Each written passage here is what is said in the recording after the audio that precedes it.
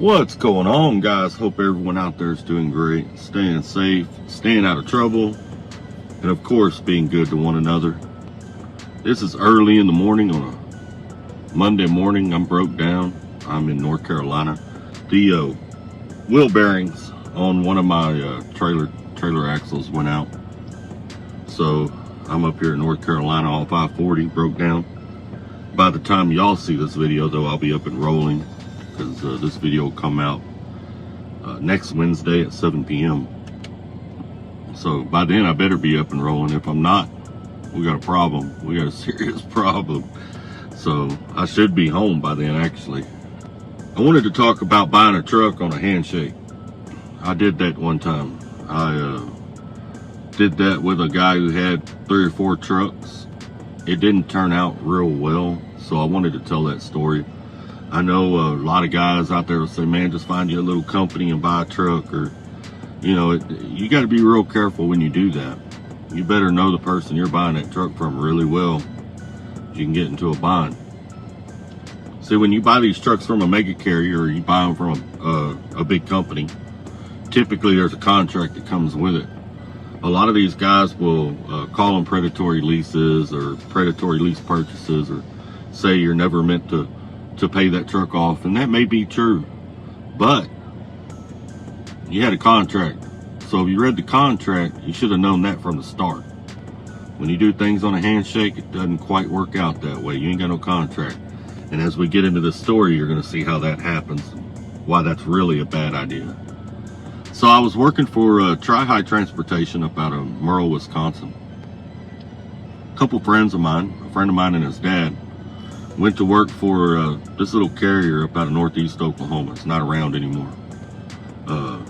We'll get into that. The man that runs it is not alive anymore. We'll get into that later in this video. I'm talking, you know, the son I trained him at Stevens. So me and him had been in contact for a few years at this point. His dad I didn't know all that well, but his dad was also a diesel mechanic.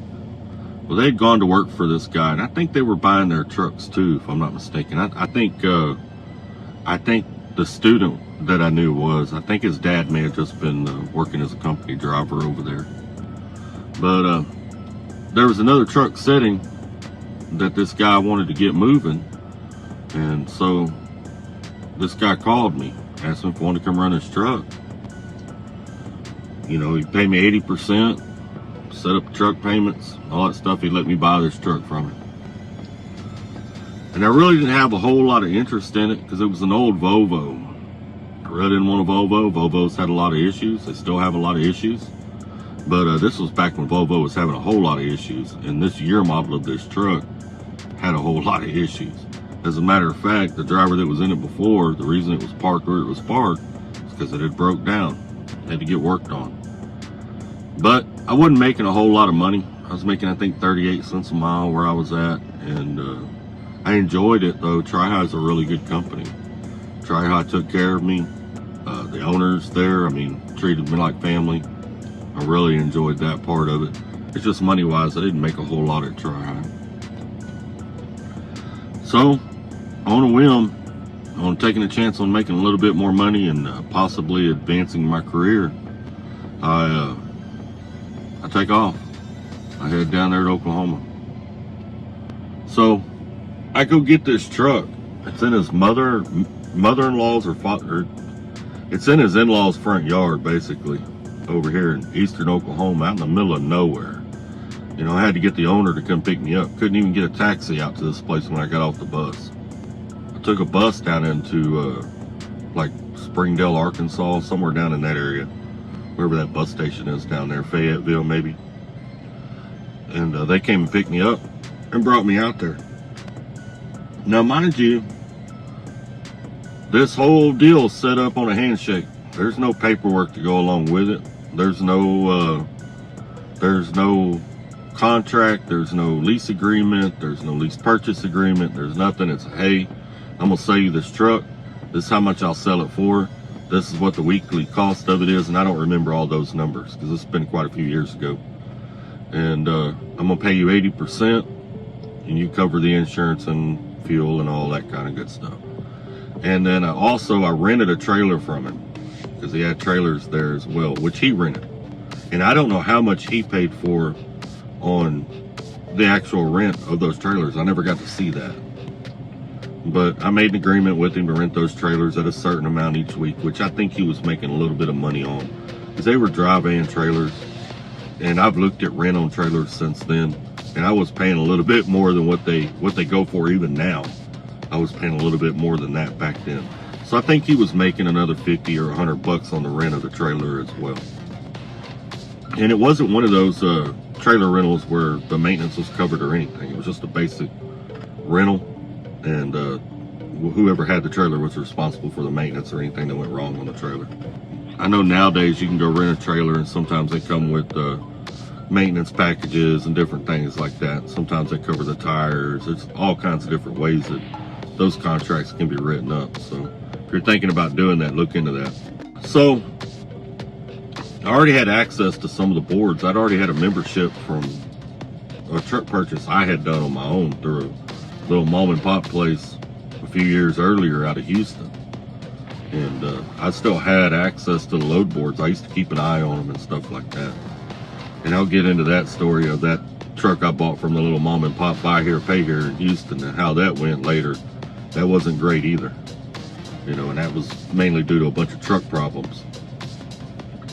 But anyhow, I hook up to this trailer, I get on the load boards, I start getting loads, I start running. And it was right about this time of the year. It was right about the time of the year we're in now. I ran about a month.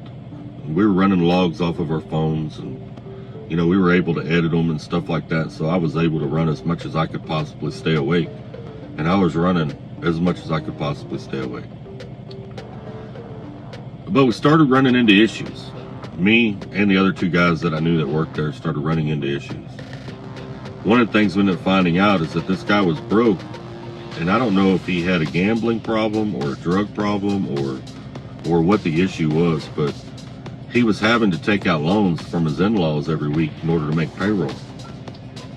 And sometimes the payroll was coming in real late. Like, it'd get so late, we were wondering if we were going to get paid that week.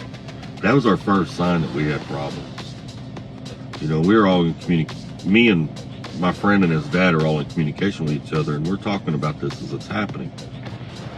Well, it gets even worse. We come up on Thanksgiving, and I hadn't been home in about a month. And I was going home. At the time, I had an old lady. I was living in East Texas. I was living right up there in Alto, Texas is where I was living. And her father lived in Jacksonville. And everybody was coming down. We were going to have Thanksgiving dinner and stuff like that. I had a paycheck coming, and it should have been right around 900 bucks after all the costs and everything. It should have been right around $900, which I'm going to get into that right here. He kept changing the percentage he was going to pay. Like, he started out at 80, you know, and then it went to 75, and then it went to 74, and then it went to 72, and I think by this point we were down to 70%. He just kept changing the numbers, however it fit him for the week. And because we weren't under contract, we were all on a handshake, he could do that. Well, he calls me while I'm at this place getting ready to go home. I'm at my delivery. I delivered in Waco, and then I was going to deadhead over to the house, which was about an hour and a half from there. And he calls me, says, look, man, everybody's headed home for the holidays, and I can't afford for everybody to go home for the holidays. So I'm going to have to charge $300 on top of the normal for this week. That way I can make up the difference for what I'm going to lose from each of y'all so that I can pay my bills. I'm like, what? What are you talking about? You know, I'm throwing a fit, man. I'm getting mad. I'm real mad. Well, I hang up on him. I call the other guys that I knew, and one of them had already heard about it. He hadn't talked to the other one yet. And he's like, man, this is some BS. This is just absolute BS. Well, my friend lived in Florida, and his dad lived in North Carolina, and I lived in Texas. I got the truck that's closest to him. The easiest truck for him to come get is mine. I'm literally 4 hours from him. If he wanted to come get a truck, it'd be easy for him to come get my truck. A few minutes goes by, I just get my paperwork, and I'm fixing to head to the house. Send him his copies and all that kind of stuff, right? so I can get paid. And it was payday at that. This day was payday. Well, he shoots me a text message and he says, hey, this ain't working out for me. I'm just going to go ahead and come get the truck. Immediately, my light bulb goes off. So today's payday. He's wanting to come get the truck. He's not going to pay me. So I messaged him back. And I said, okay.